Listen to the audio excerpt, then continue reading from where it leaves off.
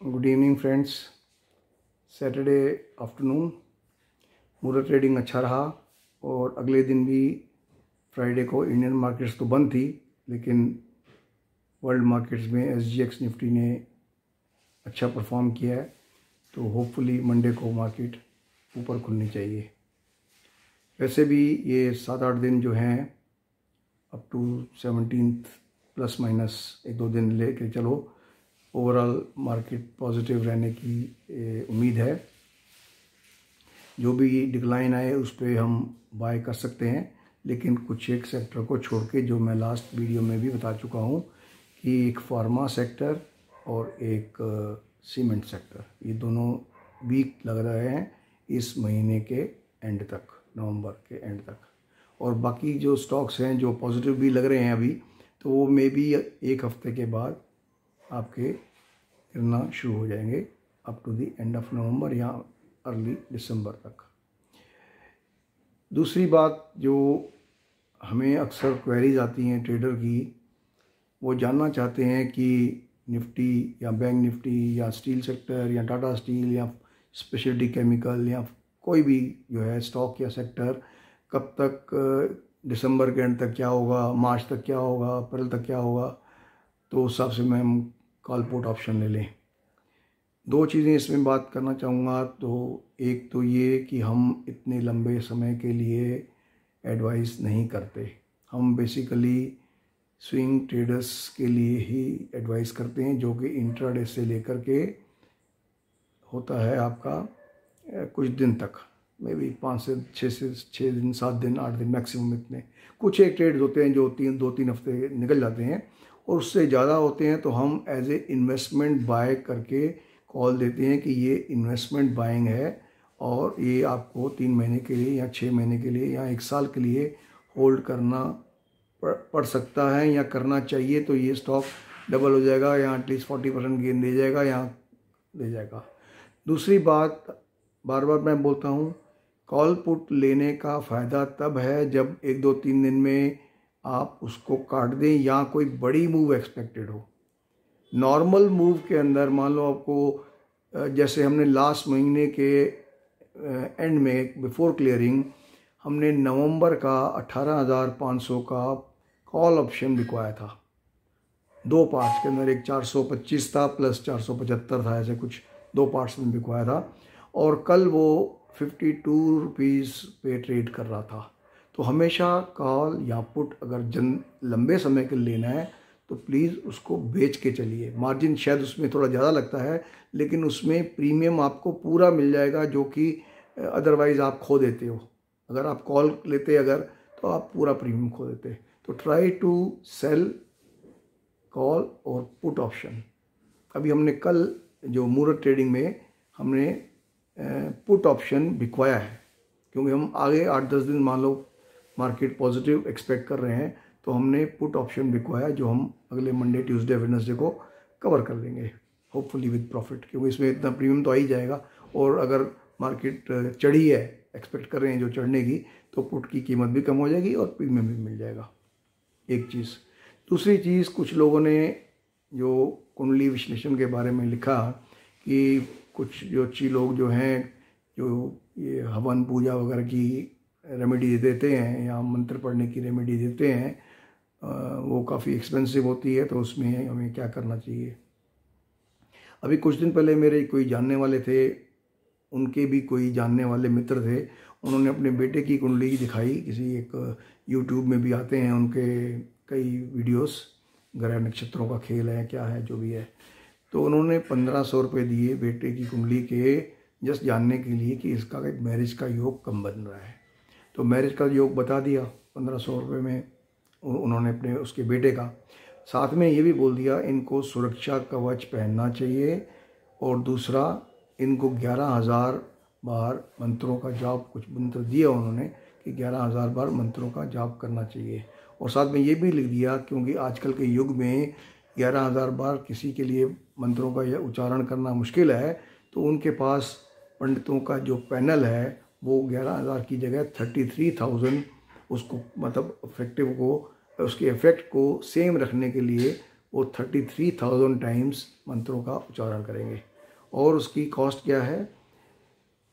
सुरक्षा कवच की कॉस्ट है 18,000 रुपये, और मंत्र उच्चारण की जो कॉस्ट है जो उनके पंडित करेंगे वो है 12,000 रुपये।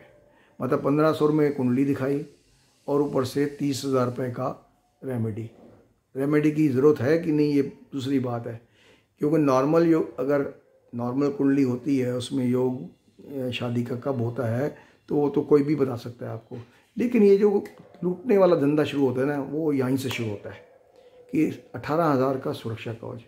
कभी आप नॉर्थ इंडिया में अगर रहते हो या कभी आना जाना हुआ है, अगर आप ऋषिकेश जाओ, हरिद्वार जाओ, तो ये सुरक्षा कवच जो है जिसकी 18,000 रुपये की बात कर रहे हैं, ये आपको 50 रुपये में मिल जाएगा, सिर्फ 50 रुपये में, जिसकी वो 18,000 रुपये की मांग कर रहे हैं। और मंत्र उच्चारण हम बार बार बोलते हैं, आप 108 बार मंत्र का उच्चारण डेली कीजिए। कोई भी उच्चारण, कोई भी, ओम नमो शिवाय ले लो, गायत्री मंत्र ले लो, हनुमान चालीसा ले लो, या एनीथिंग, वो ज़्यादा से ज़्यादा 5 से 10 मिनट लेता है। अगर आप अपने दिनचर्या में से 5 से 10 मिनट निकाल के आप नहा के पूजा करते हो, अपने भगवान के इष्ट देव को जो भी करते हो, ये आप कर लोगे तो आपको उसका इफेक्ट ज़्यादा मिलेगा, बजाय कि किसी को सबलेट करने में, सब सोर्स करने में जो आप खर्चा उठाओगे। तो please take care of this things. Unnecessarily पैसा वेस्ट करने की ज़रूरत नहीं है। एक बारी मैंने भी अपने आप को ऐसे ही लुटवाया था। किसी ने बोला मुझे 1 मुखी रुद्राक्ष चाहिए, तो मैं उस टाइम हरिद्वार यूपी में होता था, यूपी खादी हैंडलूम एम्पोरियम वगैरह। मैंने कहा मैं सड़क छाप से नहीं लूँगा, मैं किसी अच्छे से रेपुटेड उससे लूँगा। तो मैंने 1 मुखी रुद्राक्ष आज से 10-12 साल पहले लिया था 5,000 रुपये का, और बाद में मालूम पड़ा कि वो भी नकली है। अगर आप जाते हो हरिद्वार, चाहे बस में जाओ, चाहे राजधानी में जाओ, चाहे कार से जाओ, तो किसी भी मार्केट में आपके पीछे ये दलाल पड़ जाते हैं, साहब 1 मुखी रुद्राक्ष चाहिए आपको। बड़ा ऐसा दिखाएंगे, एक बड़ी डेकोरेटिव सी डिब्बी निकालेंगे, उसमें से 1 मुखी, साहब ये 1 मुखी रुद्राक्ष है और ऐसा है। ये 5,000 से शुरू करेंगे और 100 रुपये पे आपको देने को तैयार हो जाएंगे। 5,000 से शुरू करके 100 रुपये में आपको देने को तैयार है। दे आर ऑल सिंथेटिक, जो मशीन मेड होते हैं, लेकिन आम आदमी नहीं पहचान पाता। जैसे रत्नों का होता है कि आम आदमी को नहीं पता चलता कि ये रत्न जो है असली है कि सिंथेटिक है, केमिकली मेड है, तो वैसे ही ये रुद्राक्ष की भी कहानी ऐसी ही है। तो प्लीज़ ऐसे लोगों पे यकीन करने से पहले या कोई ऐसा एक्शन लेने से पहले एक बार सोच लीजिए। बात करते हैं हम अपने स्टॉक मार्केट के बारे में। स्टॉक मार्केट में जैसा हमने कहा था कि 19 तारीख से मार्केट गिरेगी, जब सब एनालिस्ट बाइंग की कॉल दे रहे थे, बाइंग रिकमेंडेशन दे रहे थे। टाटा पावर ले लो, टाटा स्टील ले लो, ये ले लो, वो ले लो। टाटा पावर 265-70 से जाके 210 आ गया था, 20% से भी ज़्यादा वो गिर चुका था जब उन्होंने रिकमेंडेशन दी थी। उसके बाद अभी थोड़ा सा वापस मूव हुआ है। और ऐसे ही टाटा स्टील देखो 1430 से 1330 से 12 समथिंग पे भी आ गया है। इवन टाटा मोटर को देख लो कहाँ से कहाँ तक आ गया है। सो सारे स्टॉक जो है मोस्टली, कई स्टॉक तो 20-25%, ये 10 दिन में 20-25-30% गिर गए, पता भी नहीं चला। चाहे वो IT के हों, चाहे किसी भी सेक्टर के हों, बहुत सारे सेक्टर हैं। ठीक है, कुछ स्टॉक चले भी हैं, ऐसी बात नहीं कि नहीं चले, पर जनरली गिरे ज़्यादा हैं और चले ऊपर चले कम हैं। तो देखते हैं कि टेक्निकली मार्केट में क्या सिचुएशन है, एस्ट्रोलॉजिकली क्या बोलती है, अगला हफ्ता क्या होने की संभावना है। अगला हफ्ता मोस्ट प्रोबेबली बहुत वोलेटाइल और एब्रप्टली चेंज होने वाला ट्रेंड रहेगा, क्योंकि अगले हफ्ते मार्स और यूरेनस का अपोजिशन है, सन का प्लूटो के साथ है, सन का जुपिटर के साथ है, मरकरी का भी अपना यूरेनस के साथ है। बहुत सारे ऐसे कॉम्प्लेक्स जिसमें प्लूटो, नेपट्यून और यूरेनस, तीनों प्लैनेट्स इन्वॉल्व। और तीनों प्लैनेट में सबसे ज़्यादा खतरनाक है यूरेनस। यूरेनस बहुत एब्रप्टली ट्रेंड चेंज करता है, आपको मालूम नहीं पड़ता कि बुलिश ब्रेकआउट देने के बाद बेरिश हो जाता है, बेरिश ब्रेकआउट देने के बाद बुलिश हो जाता है, तो suddenly it can cause you trouble. तो इसलिए प्लीज़, जैसे मैं बार बार बोलता हूँ, बगैर स्टॉप लॉस के काम नहीं कीजिए। वैसे ही बोलता हूँ ही अपनी कुंडली दिखाए बगैर आप अवॉइड करिए ट्रेडिंग करना। अननेसेसरली लाखों रुपए कमाने की बजाय 1000-2000 खर्च करके जानना ज़रूरी है कि आप स्पेकुलेशन से धन कमाएंगे या नहीं कमाएंगे।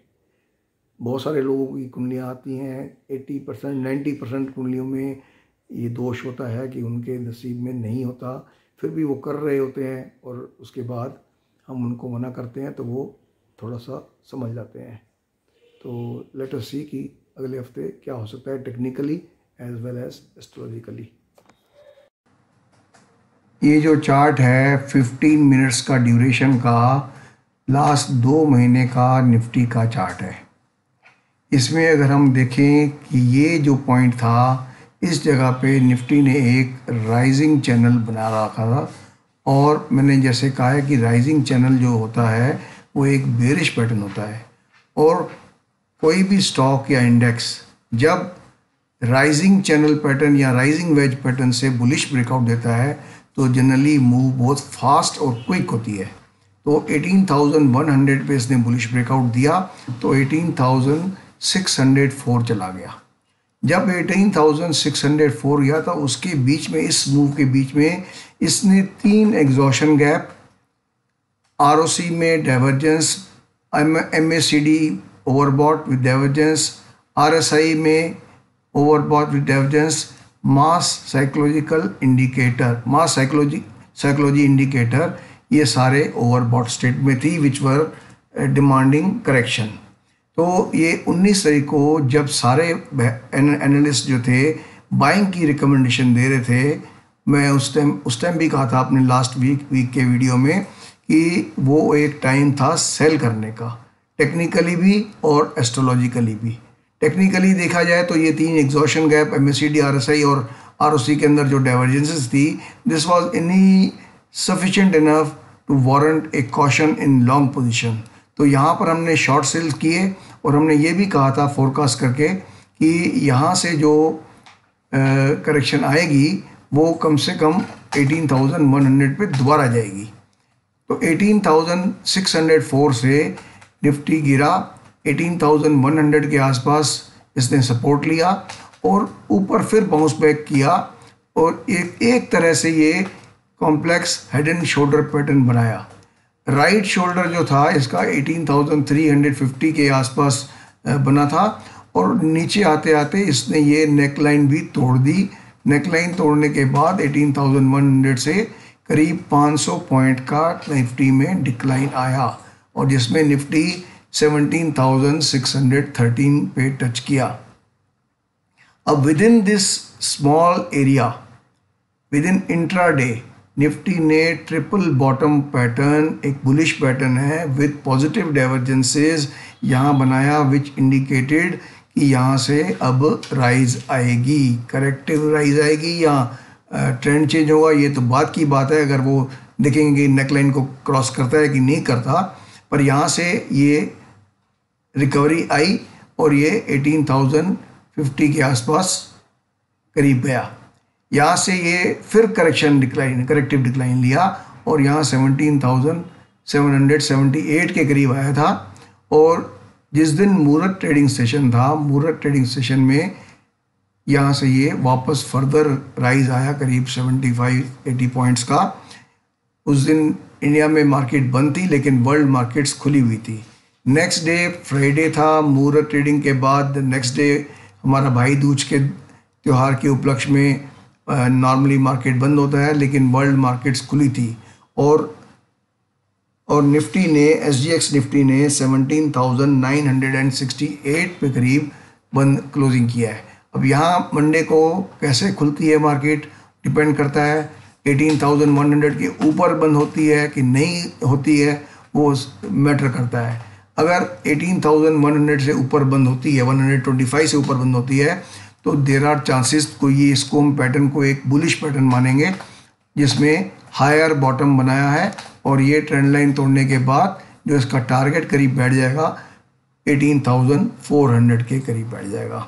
और बेरिश साइड पे अगर देखा जाए तो ये एक इंटायर एक ब्रॉडनिंग पैटर्न है। यार अगर देखो तो ये इंटायर ब्रॉडनिंग पैटर्न है जो कि बेरिश पैटर्न माना जाता है और इसका सपोर्ट है 17,000 करीब 600 एंड कितने पे, 613 या 600 मान के चलो आप, 17,600 पे सपोर्ट है।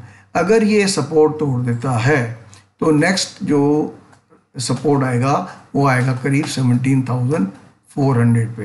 तो हमको ये देखना है कि मंडे को ये लेवल सस्टेन कर पाते हैं ऊपर वाले और नीचे वाले या नहीं, परंतु एस्ट्रोलॉजिकली यहाँ से पॉजिटिव मूव दिखा रहा है अगले हफ्ते के 16-17 तक। अगले हफ्ते में एस्ट्रोलॉजिकल चेंजेस क्या आएंगे तो वो भी हम देख लेते हैं। आइए देखते हैं कि एस्ट्रोलॉजिकल क्या पोजीशन बनती है। ये जो आप चार्ट देख रहे हो ये है अगले हफ्ते का प्लैनेटरी कन्फिगरेशन चार्ट 17 तारीख का। 17 तारीख का हमने क्यों चुना है, क्योंकि 17 तारीख को एक बहुत ही इम्पोर्टेंट इवेंट होगा जो मार्स और यूनिवर्स का अपोजिशन होगा। उससे पहले हम ये मान के चल रहे हैं कि इस हफ्ते में ओवरऑल जो मार्केट है वो पॉजिटिव रहेगी मोस्ट ऑफ द सेक्टर्स। हालांकि कुछ सेक्टर हमने पहले इंडिकेट कर चुके हैं कि जो नीचे गिर सकते हैं फ्रॉम 1-2 दिन के अंदर शुरू करेंगे गिरना, तो वो फर्स्ट वीक ऑफ दिसंबर तक ओवरऑल डाउन रहेंगे। जैसे फार्मा सेक्टर, जैसे सीमेंट सेक्टर, ये 2 सेक्टर ऐसे हैं जो क्लियरली आइडेंटिफाइबल हैं कि ये इनमें पॉजिटिव मूव नहीं आएगी अगले 3 हफ्ते करीब। और बाकी जो है अगर हम देखें कि नेक्स्ट वीक के प्लैनेटरी कन्फ्यूजन में क्या हो रहा है, सबसे पहला हो रहा है 16 तारीख को सन जो है जो लिब्रा में था, नीच का था, वो अपनी राशि परिवर्तन कर रहा है और ये स्कॉर्पियो में आ जाएगा। उससे पहले वो सन और जुपिटर का 90 डिग्री का एस्पेक्ट है और उसी दिन सन और प्लूटो का भी सेक्सटाइल एस्पेक्ट है और उसी दिन या एक दिन बाद मार्स और यूरेनस इसका अपोजिशन है। यूरेनस जैसे मैं पहले बता चुका हूँ, यूरेनस नेपट्यून और प्लूटो जब जब किसी एस्पेक्ट में इन्वॉल्व होते हैं तो जनरली मूव जो होती है बड़ी होती है, और पर्टिकुलरली जब यूरेनस होता है वो होता है planet of uncertainty, abrupt changes in the trend. मान लो किसी स्टॉक ने बुलिश ब्रेकआउट दिया एक दिन, नेक्स्ट डे वापस उसी पैटर्न में चला जाएगा और बुलिशनेस जो है उसको नलीफाई कर देगा। या फिर नीचे मान लो ब्रेकडाउन दिया है किसी पैटर्न से तो हम सोचेंगे कि आगे ये बेरिश रहेगा, पर ऐसा नहीं होगा, नेक्स्ट डे ये बाउंस बैक करके उसी पैटर्न में घुस जाएगा। तो ये एक इम्पॉर्टेंट डे है। 16 को एक तो सन ने अपनी राशि चेंज की और 17 को मार्स और यूरेनस का अपोजिशन। उसके पश्चात अगले ही दिन मरकरी और नेपट्यून का भी ट्राइन एस्पेक्ट है और प्लूटो का मैं बता चुका हूँ, सन और प्लूटो भी इन्वॉल्व 16 तारीख को थे, तो इसलिए अच्छा उसके बाद नेक्स्ट डे 19 को भी वीनस और यूरेनस का, वीनस यहाँ पर है, यूरेनस का 120 डिग्री का एस्पेक्ट, ये भी मैटर करता है। और भी इम्पोर्टेंट चीज़ है जो ये सैटर्न यहाँ पर है मार्स और यहाँ पर है यूरेनस। सैटर्न और यूरेनस का ऑलरेडी 90 डिग्री का एक एस्पेक्ट चल रहा है। इधर से सैटर्न और मार्स का एक 90 डिग्री का एस्पेक्ट चल रहा है और साथ में यूरेनस का मार्स के साथ एक अपोजिशन है। तो ये मिला के ये टी स्क्वायर एस्पेक्ट होता है जो कि काफ़ी इम्पॉर्टेंट होता है। यहाँ पर सैटर्न ने परपेंडिकुलर लाइन जो है ये वाली मार्स और यूरेनस के ऊपर परपेंडिकुलर लें तो ये एग्जैक्ट जो है 190 degree plus 90 degree 180 degree almost पूरे कल्बिनेशन जो है उसकी वो 17th को होएगी। तो 17th will play an important role. उसका अफेक्ट शायद 16 को दिखना शुरू हो सकता है या एक दिन के बाद हो सकता है कि आगे भी इसके नेपट्यून के वो हैं, अपना प्लूटो के भी हैं, मरकरी और प्लूटो का भी एस्पेक्ट है। तो ये पूरा हफ्ता जो है ऐसा रहेगा जिसमें कई स्टॉक्स एब्रप्टली अपना ट्रेंड चेंज कर देंगे और डाउन ट्रेंड की जगह अप ट्रेंड में आ जाएंगे, अप ट्रेंड की जगह डाउन ट्रेंड में आ जाएंगे।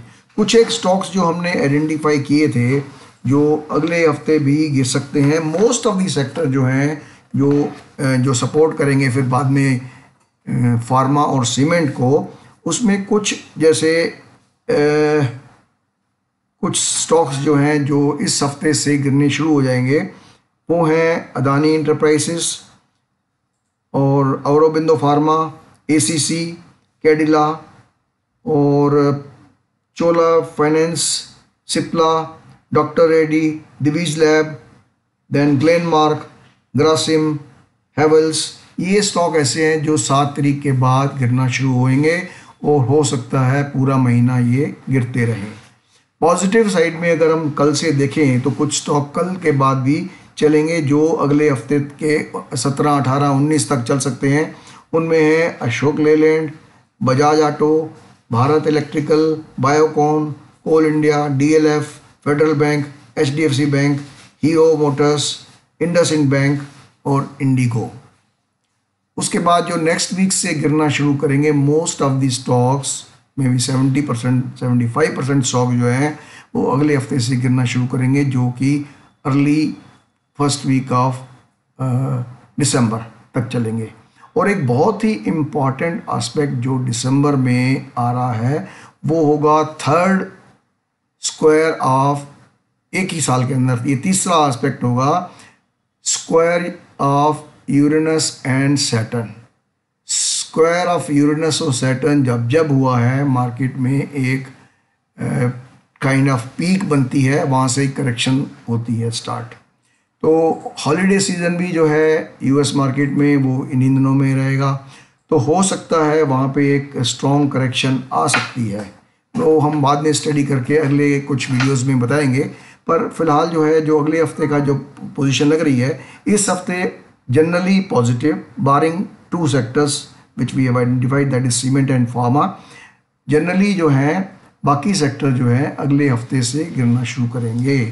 तो अभी हम बाकी और देखें, अगर हम बात करें कमोडिटीज़ की, कमोडिटीज़ में गोल्ड और सिल्वर 17 प्लस माइनस 1 डे तक ओवरऑल पॉजिटिव हैं और उसके बाद दिसंबर के फर्स्ट वीक में वो भी गिरना शुरू करेंगे। क्रूड जो है यहाँ से फर्दर डिक्लाइन दिख रही है 18-19 नवंबर तक और उसके बाद अर्ली दिसंबर तक फिर पॉजिटिव मूव में आ जाएगा। और एक और जो दिख रहा है कॉपर यहाँ से पॉजिटिव मूव देने के लिए कभी भी तैयार है। कॉपर को शॉर्ट मत कीजिए, क्योंकि जो मैंने लास्ट टाइम भी कहा था आपको कि जो कंट्राडिक्शन या कन्फ्लिक्टिंग व्यूज़ ओपिनियंस आते हैं एस्ट्रोलॉजी में और टेक्निकल में, तो उनमें एटलीस्ट अगर आप हमें लग रहा है कि कॉपर जैसे ऊपर जाएगा तो एटलीस्ट कॉपर में अगर शॉर्ट करते भी हो तो that should not be intraday के ज़्यादा नहीं होनी चाहिए या एक दिन से ज़्यादा नहीं होनी चाहिए। पोजिशनली अगर लॉन्ग करनी है तो आप कॉपर को छोटी क्वांटिटी में बाय कर सकते हो फॉर अबाउट 3 वीक्स टाइम। उसके अलावा बिटकॉइन अभी करेक्टिव डिक्लाइन के लिए थोड़ा तैयार है, लेकिन ये इसका अभी बुल रन पूरा नहीं हुआ। अगले महीने फिर इसमें बिटकॉइन में पॉजिटिव मूव आ सकती है। और इसके अलावा जो जिंक है या एल्यूमिनियम है या निकल है, ऐसे एज सच कोई स्पेसिफिक बहुत ज़्यादा मूव नहीं दिख रही है, या मतलब अभी तक एस्ट्रोलॉजिकली कोई ऐसा मूव नहीं दिख रही है। तो I will advise you to stay away from the stocks. और जहाँ कभी इंट्राडे में या 1 डे के लिए आपको पॉजिटिव या नेगेटिव मूव नज़र आती है तो उसमें आप कर सकते हो, या हम लाइव दे देंगे और उसमें बता देंगे कि क्या करना है। तो दोस्तों ये हमारा जो था इस वीक का जो वीडियो, इसमें हमने काफ़ी कुछ क्लियर कर दिया है कि सेक्टर जो हैं मेनली 2 टाइप के होंगे, एक जो अभी से गिरना शुरू करेंगे, एक जो बाकी अगले हफ्ते से गिरना शुरू करेंगे। ये एस्ट्रोलॉजिकल व्यू है और it has to be seen in conjunction with technical charts also.